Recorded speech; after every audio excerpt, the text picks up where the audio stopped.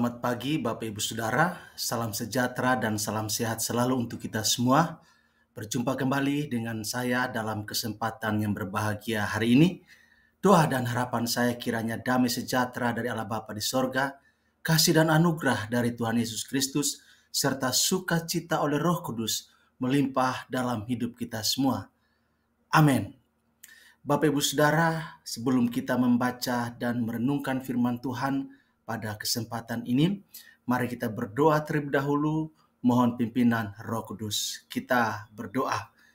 Bapa di sorga, di dalam nama Tuhan Yesus, Juru Selamat kami yang hidup, kami mengucap syukur dan terima kasih Tuhan, buat kebaikan Tuhan, buat pertolongan dan campur tangan Tuhan, buat kekuatan, kesehatan, buat keluarga, buat suami, buat istri, buat anak-anak, buat pekerjaan, buat usaha, buat pelayanan yang Tuhan karuniakan kepada kami.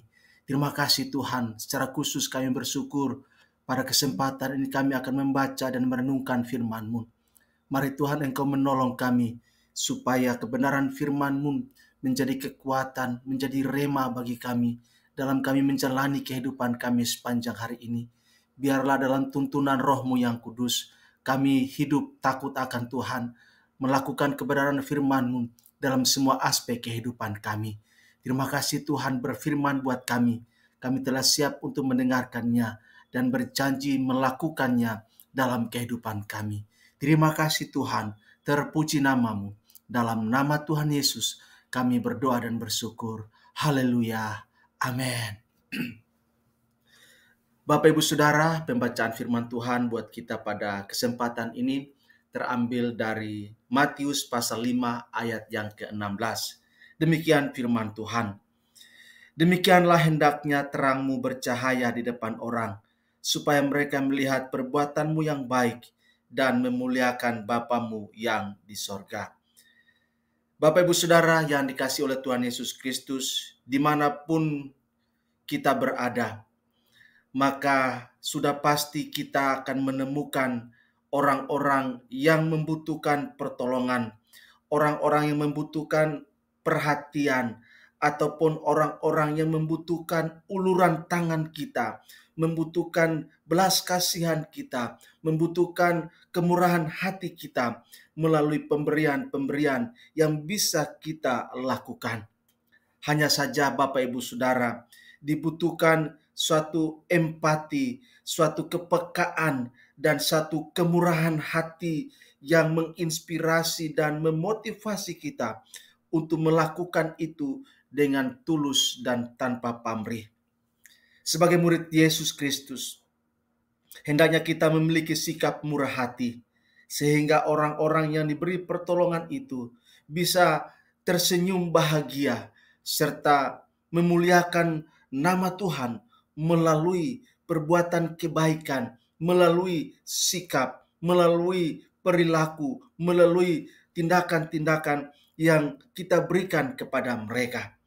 Sekalipun yang kita suguhkan bukanlah sesuatu yang mewah, bukanlah sesuatu yang mahal, namun pemberian itu bisa meringankan beban sesama, bisa saja memberikan pertolongan bagi mereka yang membutuhkan, dan pertolongan itu, kemurahan hati itu merupakan sesuatu yang begitu indah, begitu berkesan, begitu bernilai, begitu berharga bagi yang menerima pemberian-pemberian pertolongan kita itu.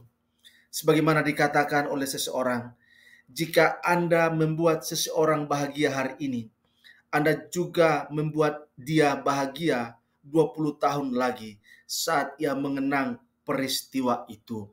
Bapak Ibu Saudara yang dikasihi oleh Tuhan Yesus Kristus, benih kebaikan yang kita tabur hari ini dan membawa kebahagiaan bagi orang yang menerimanya, maka hal itu akan menjadi suatu pengalaman yang membekas dalam kehidupan orang tersebut, sehingga dalam berjalannya waktu dia akan mengingat kembali peristiwa pemberian yang membawa kebahagiaan, membawa kelegaan bagi orang tersebut, menjadi sesuatu kenangan yang menyenangkan dan membahagiakan bagi orang tersebut.